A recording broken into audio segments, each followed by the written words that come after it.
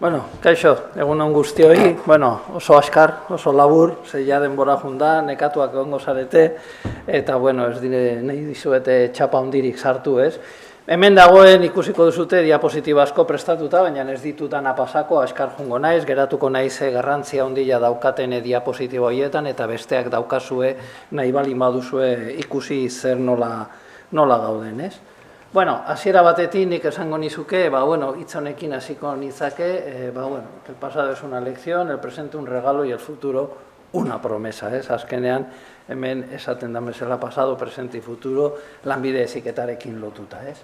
Ze gertatzen da, orain arte ezagutu dugun sistema, ez? Eta denoke barneratuta daukagu, zen olakoa izan duzan, hemen daukazu oso labur bilduta, azkenean badakizue 3 azpi sistema horiek hitz egiten zena, zein zen sistema reglatua esaten gionea, eta gehien bat lanbide heziketari eta hezkuntzari dagokion formazioa, baina gero bazegoen langabetuentzat eta baita ere lanean ari zirenentzako, eta zen administrazioa laborala edo lanbide kasu honetan, eta ziurtagiri esaten genion, ziurtagiri profesionalak, ez?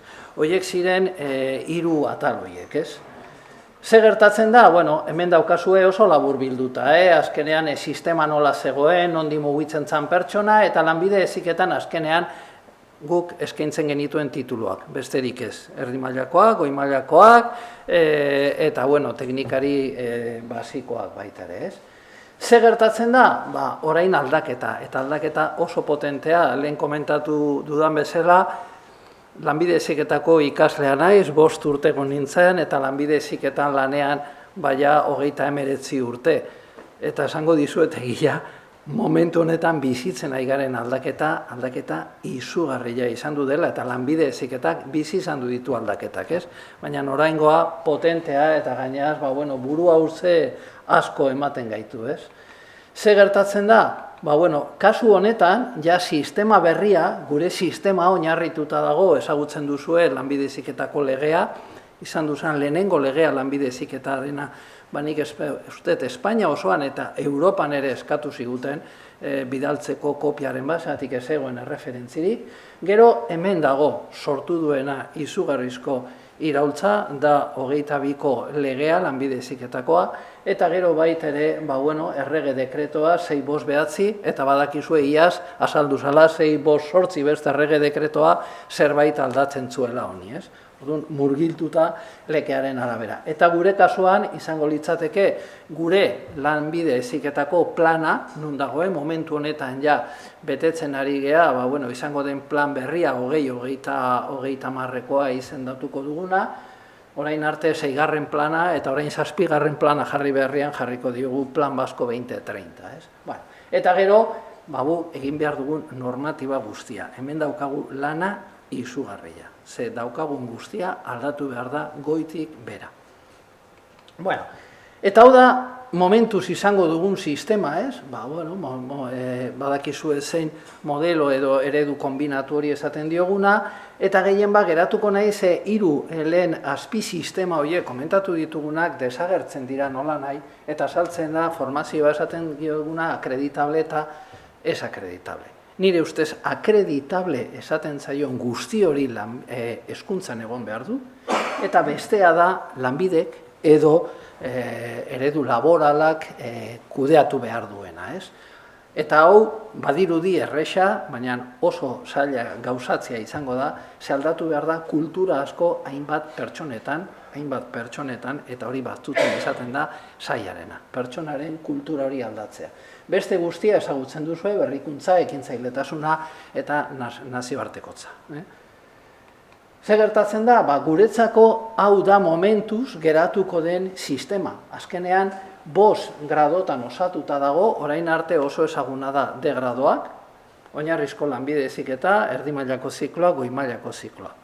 Eta hor bukatzen genuen orain arte. Baina orain sortu da, grado berriak, esaten zaiona, tekniko espezialista sortuko duena, master antzekoa baita ere, lanbide heziketan, urtebetekoa, baina A, B eta C gradu horiek bideratuta daude edo lehentasuna daukate lanean edo langabezian daudenek, Horiek daukate lehentasuna, baina nirekita dago edozeinentzako ikasketa horiek. Eta hau lortzen da, zer referentzia da grado D hori, eta grado D hori endute zatitu, pusketan. Zenbat ditu D grado bat? 2000 ordu, bale. Azalduko dira, grado C-ak izango direla ziurtagiri profesionalak, 500, 800, 900, 600 ordukoak, baina izango da D gradoen zati bat. Gero, B gradoak izango dire C gradoaren zati bat, eta beraz, gehien bat lotuta daude lanbide heziketako edo titulo baten moduluekin. Izango dira, 60 ordukoak, 188 ordukoak, 200 ordukoak, baina gero baita ere dago A gradoak, dira moduluaren puskak, zatiak. Eta esaten zan jo, resultados de aprendizaje edo lako izena daukatene, eta horiek izango dira 16 orduko eskaintza bat, 20 ordukoa, 40 ordukoa, eta hau guztia espezializazioko programarekin lotuta zerbait oraindik mantenduko dugula, segure enpresaren beharrak batzutan 5 gradu horiekin ez ditugu betetzen, eta beraz jarraituko dugu diseinatzen guk espezializazioko programa horiek. Hauek guztiak lanbide heziketa edo hezkuntzaren eskutan egon behar du. Eta horrek bai suposatzen duela ja irautza.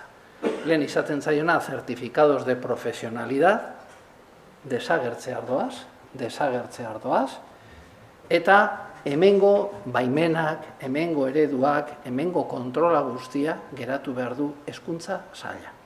Hori da sistema bakarra esaten zaion lanbide heziketa. Eta gero, geratuko da, ez akreditable esaten zaion formazio hori, oie, que quiero inglés pa no sé qué, mekanizado pa no sé cuantos, ez dena agertzen horrelako gradu guztietan, lanbidek egintzala kudeaketa hori. Claro, horrek suposatzen du baitere hezkuntza ekonomikoki baliabide gehiago jaso behar dituela, orain arte langabetuentzat eta lanedari direnentzat jasotzen zen diru guzti hori. Eta hori gaude harremanetan lanbidekoekin, bilera izan ditugu, guk pasadiegu proposamena ze nola ikusten dugun etorkizunerako sistema bakar hori nola osatu, eta orain poliki-poliki jungo geha, pixka bate gauza horiek nola nahi lortzen dugun, ez? Gero, hau pasako naiz oso askar, hor daukazue, ikusteko nola zatitzen dan, hemen ez naiz geratuko asko, hemen da pixka bat ere ikusteko grado B, grado C, grado D horiek nola dauden, baina ez naiz asko geratuko. Ikusi duzuen sistema nola nahi ja konplejoa da, baina hezkuntzak hartzen du gaitasuna ja ez bakarrik tituloak lehen bezala. Tituloa zati da. Azaltzen dira masterra lanbide heziketakoa, ziurtagiri profesionala, gaitasunaren ziurtagiria. Osea, guztia ja erabat irekitzen da gehiago hezkuntzaren arloan. Eta honekin lotuta, eta burua uste handia ekartzen ari dena, ez da bakarrik sistema gozatzea, zertik hau azkenean da akordatzea, baizik titulo guztiak aldatzen da bere egitura. Beraz, errebisatu egin ditugu eta egingo ditugu, ia 186 titulo ziurtagiri, errebisatuz, banan, hortarako jaso dugu 150 irakasleen laguntza, egon dela IBAFekoekin lanean, ze azkenean egitura, ziklo guztien egitura aldatu behar da. Zergatik? Hemen ikusten duzue. Gorriz dagoena dire aldaketak. Orain arte, horrela zegoen titulo bat, horrela zegoen bere egitura horrelakoa zen. Zeharkako moduloak, modulo espezifikoak, inglesa ziklo batzuetan, lantokiko prestakuntza eta proiektua soilik goi-mailako lanbide heziketa, ez tituloetan. Orain ikusiko duzue, modulo espezifikoak da mantentzen den bakarra. Logikoa da, azkenean horko egitura hori da tituluak ematen dioen garrantzia eta gaitasunak, ez? Baina gero desagertzen da FOL, EIE, kalidad mejora continua, eta inglesa desagertzen da eta sortzen da enplegarritasuna bat, bi, oinarrizko lanbide heziketan baitere azaltzen da, ingles profesionala ja erdi mailako eta goi mailako ziklo guztietan, beste ingles aurreratua lehen bazegoen ziklo bakoitzetan eta orain baitere agian komerzio internazional, behar du inglesa ordu desenteak, ez? Baina gero, iraultza ere izugarria da FCT modulo bezala desagertzen dela eta sortzen da enpresan egin behar den formazioa. Eta hori lotuta dago modulo espezifikoekin, esaten dutenez. Modulo espezifikoak lehen 200 ordu balin bazituen, 200 ordu horiek ikastetxean egiten ziren. Kompleto. Eta gero juten zen enpresara. Bueno, orain 200 ordu horiek, eta hor eman behar diren, lehen esan dugun ikaskuntzaren emaitzak edo resultados de aprendizaje, denak ez dira lantzen ikastetxean. Lantzen da zati bat eta beste zati bat enpresetan. Guk sistema osatu dugu, eta lehen esango dizue, lantokiko prestakuntza balin bazituen 360 edo 380 ordu, goi mailako edo erdi mailako zikloan, gaur egun dira 600 ordu enpresako formazioa. Sistema horrela osatu dugu, eta zikloak izan beharrean 2000 ordukoak, agian izango dira 2200 ingurukoak. Zebait ere legeak usten du zuk 110 handitzea duala orokorra egiten balin baduzu, kasu horretan. Guk, eta gero azaltzen da digitalizazioa, jasangarritasuna, eta hautazko moduloak hau berria dena. Eta hemen ere zerbait asmatu dugu ikastetxearekin hitz eginda, ikastetxeei entzunda, ze beraiek dakite inork baina hobeto, ze behar dan, gu baina gehiago. Eta proposatu ziguten, eta gustokoa, eta niri gustatzen zait esanez, Niko, ez dugu egingo eskaini 3 hautazko moduloak eta ikasle batek aukeratu zala 2. Ez dugu horrela egingo. Egingo dugu 2 ibilbide desberdinak. Ikasle batek bigarren kurtsoa matrikulatzen denean erabakiko du. Nahi dut ibilbide hau edo hau. Aukeratzen badin bazu ibilbide hau, izango dituzu 2 modulo. Eta beste hau aukeratzen balin bauzu, beste 2 modulo desberdinak. Eta ikastetxe bakoitzak ikusita non dagoen kokatuta, zer erkidegoan, ze zikloak ditun, ze beharrak ikusten ditun, aukeratuko ditu, ze hautazko moduluak eskainiko die ikaslei. Honek suposatzen du, mekatronikako ziklo batek, IMH-en izango ditu hautazko ibilbide batzu, modulo batzuekin, eta mekatronika tolosaldean beste hautazko desberdinekin. Eta hori, guretzako kudeatzearen aldetik izugarrizko txokolatia da, ze azkenean ateratzen dira 2000 baina gehiago modulo desberdinak, ikastetxeak proposatu digutenak, eta hori aplikatiboan sartu, matrikulateko garaian, aterako gean nola nahi, baina uste dugu guk administrazio bezala gaude zerbitzua emateko laguntzeko ikastetxeei eta irakaslei behar duten baliabideak eta beraiek ikusten duten aukera edo planteatzen duten beharrei erantzuna emateko. Hortan saiatu gea, baina hau da, eromena, baina jungo gea. Gero bai esan datoak, eta nik ustet honekin ja aurrera lanbide heziketa nola dago gaur egun. Azkeneko 10 urtetan, eguneko 33 hilo da. Eta esango dizuet gehiago, oinarrizko lanbide heziketa, gehikuntza, azkeneko 10 urtetan izan du da eguneko 51.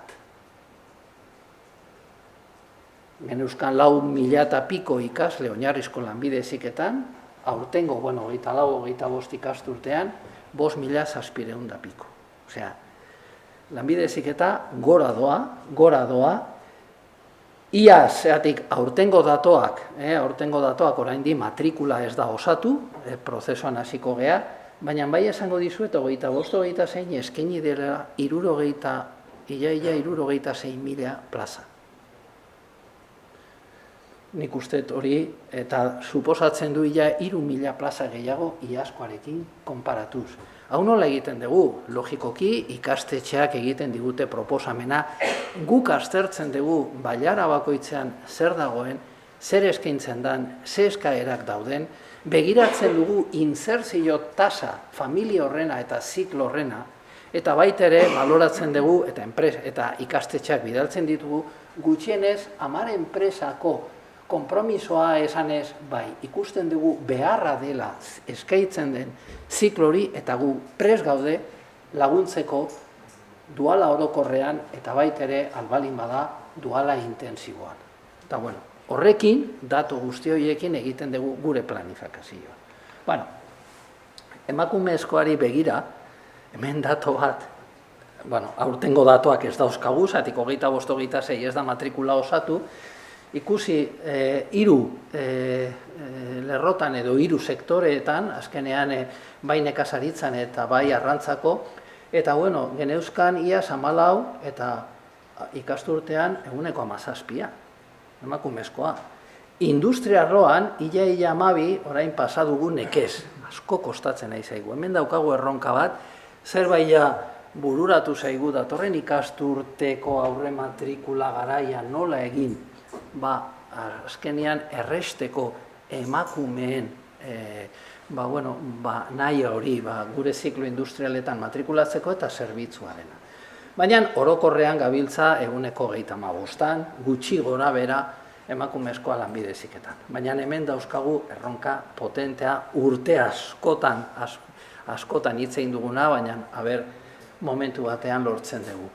Taldeak, ez pentsa, 2.700 talde dauzkagu ezarrita lanbide heziketan, Euskal Erkidego guztietan, hemen ikusten duzue, eta lehen, Mikele komentatu du ez, goi-mailako zikloak. Goi-mailako zikloak 1.300 talde daude, erdi mailako zikloan 900, eta oinarrizko lanbide heziketan 400. Gutxi gora bera datu hori, segurazki orain 25-26 aldatuko da, baina tendentzia da goi-mailako zikloan beti eskaintza gehiago izatea. Hemen daukazue, zein da familia eskaintza gehiagorekin, matrikula gehiagorekin, eta fabrikazio mekanikoa, hiloera hor daukazue, 24-25ean, eta hori nondik ateratzen dugu, zeri erantzuten dioni.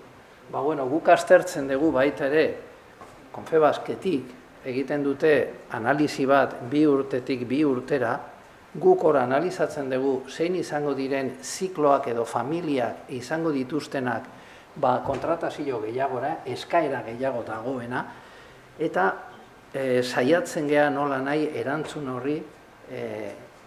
hori eukitzea, eta ematea enpresak behar dutena. Gero zerbitzuako hori zailagoa da, baina baita ere akordio bat sinatu genuen duela urte pare bat osakidetzakoekin laguntzeko baita ere eta gure ikasleak praktikak egiteko osi guztietan laguntza hori, eta orain bidali diate osakidetzatik esan ez, niko eguneratu behar duzue ikastetxe bakoitzeko ze zikloak onartua daukan, ez bakarrik osasunekin lotuta dauden zikloak, baizik mantenuko zikloak ere ospital batean lan egin dezakete. Nahi esan, bialtzen diogula informazio hori. Baina, hemen daukazue, 23 famili profesional dauzkagunak nola dauden banatuta. Hau da hiloera, aurtengoa, eskaintzan, egin dugun eskaintza, grado zeak, oinarrizko lanbide heziketa, erdi mailako zikloan, goi mailako zikloan, eta taldeak ere nola izan diren gehikuntza. Hemen plazak totalean, saiatzen balin bagea maila mailaren arabera, sarearen arabera, batzutan zalantzan jartzen da, ez, gobernuak oso garbi dauka. Sare publikoa da, erreferentzikoa, baina baitere astu gabe hor daukagula itunpeko sarea garrantzia handikoa dena, eta nik uste hemen zerbait egin behar duguna denon artean da, gure artean lagundu, gure artean elkarlana hori, eta ez gea kompetentzi izan behar, gu saiatzen gea planifikaziotik ez lortzeko kompetentzi hori sareko, edo sare publikoaren eta itunpeko saren artean esan ez joer, zuek eskaini duzu hau, ni nahi nuen eskaini, bueno, gauz horiek nahi ditugu nola manai, eta bueno, baina bai egila da ere daukagula ikastetxe gehiago, eta bar, ez? Baina, bueno, hor dago, eta gero ikusten duzue, sektore produktiboa nola izango den, ez? Bueno, hauek dira plaza totalak izango duzue, lehenengo kurtsoan eta bigarren eta hirugarren kurtsoan, famili profesionalka baitere informatika, elektrizidad, bueno, non 2009 plaza horiek non gehitu diran gehien bat, pasako dut oso askar, eta baitere hemen lotura bat, eta hoa aipatu nahi nuen. Askotan oso astuta dagoena. Lanbide heziketa eta unibertsitatea ez gara kompetentzia. Gehigarriak. Eta ni daukadan esperientzia zenik ikasi nuen lanbide heziketa eta gero unibertsitatea jo nintzen. Eta esango dizue, perfil profesionala ezin hobea dela. Lanbide heziketa eta unibertsitatea. Eta hori da bultzatu behar duguna.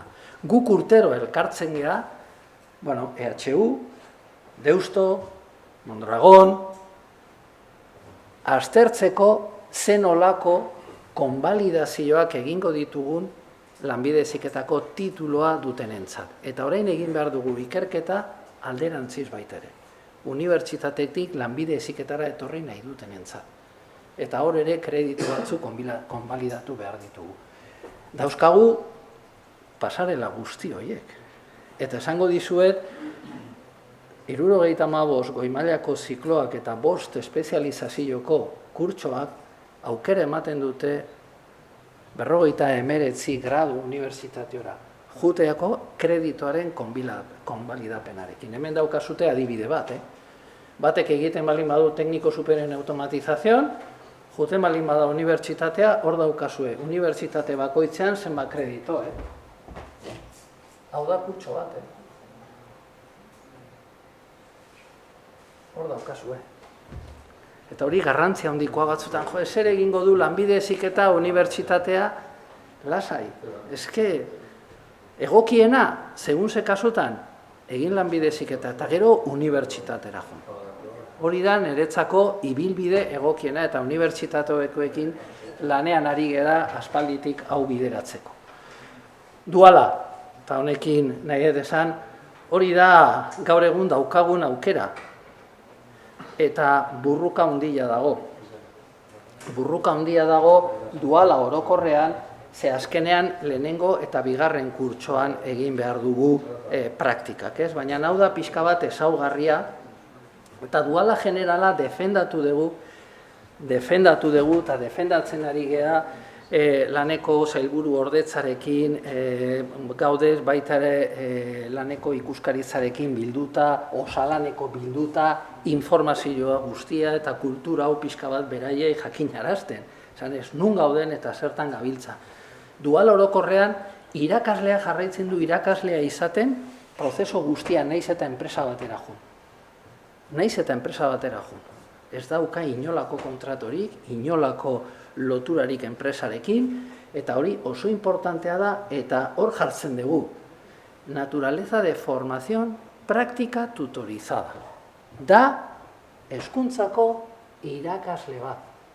Eta ezin zaio, esaten da bezala, la legislación laboral no es de aplicación, que es alumno del sistema educativo. Eta momentu horretan enpresa bihurtzen da ikastetxearen beso bat bezala. Ez da enpresa, momentu horretan da, postu hori dagoen lekuan, da ikastetxearen tailerra izango balitz berdina. 16 egun, duala orokorrean, baina datoak. Bale, datoak. Hemen daukazue gudela 3 urte hasi ginen esperientziarekin. 3 urte, ze ikusten genuen zer zetorren. Zer zetorren. Lantokiko prestakuntza desagertuko zela, ja buruan geneukan. Beraz, 22an hasi ginen, ja proba egiten ikastetxekin hitz eginda, ez genien behartu esan genion nahi dugu probatu, nahi duenak sartu, eta goazen egitea proba bat lehenengo kurtsoko ikaslei enpresara bidaltzen. Bueno, hor, logikoki sortzen dena, ez? Lehenengo kurtsoan, 3.000 ikasle. Lehenengo kurtsokoak enpresetara. Bigarren kurtsoan, bigarren esperientzia horretan, 5.000. Hirugarren esperientzia izan duzala, 23, 24, 8.000. Eta hemen daukazue 23, 24 datoak 8.000, baina momentu horretan 22.801 ikasle juntziren edo egintzuten enpresetan praktikak, 23, 24an. Lehen zenbat egiten zuten, bigarren kurtsokoak, zenbat? 10.000, 11.000, hor daukazuena 12.000, asko jota. 22. Karo, 24-25 urte bukatu da. Zenbat izan ditugu. FCTA ze oraindik mantendu dugu bukatzea 2.200. Lehenengo kurtsokoak 18.000. Ni begiratu nuen, eta hau segurtasunaren alta eman behartzaio. Zenbatei eman diogu alta en la seguridad social. 18.000. Eta bigarren kurtsokoak 14.000. Eta gero dual intensiboan beste 2.800. Eta izan du dugu hiloera, kuriosoa da, esperientzi pilotoarekin hasi eskerostik, izan du genuen hurrengo urtean, hiloera bat dual intensiboa eguneko 16. Iaz, eguneko 11aren hiloera. Orain arte, dual intensiboan ez ditugu hainbesteneko ikasle izan. Ia 3.000. Eta 38.000 ikasle pasa dira enpresatik. Honek suposatzen du ia eguneko 75tik gora. Eta oraindik daukagu arazoa etorkinekoekin. Ez dio gula usten hori ere apurtu nahi dugu. Naiz eta etorkin bat izan, eskubidea dauka formazioa jarraitzeko. Enpresa baten edo ikastetxean, baina eskubidea dauka. Ez dute gehiagorik, punto hemen daukazue nahi balin baduzue ikusi dato batzuk, eta hemen daukazue mapa pixka bate 24, eta hemen daukazue, eta dato batzuk jarri dizkizuet ikusteko, Elgoibarren, zen olako eskaintza dagoen, meka eta IMH-en, 24-25 ikasturtean. Nik besterik ez, barkatu, lusatu balen naiz.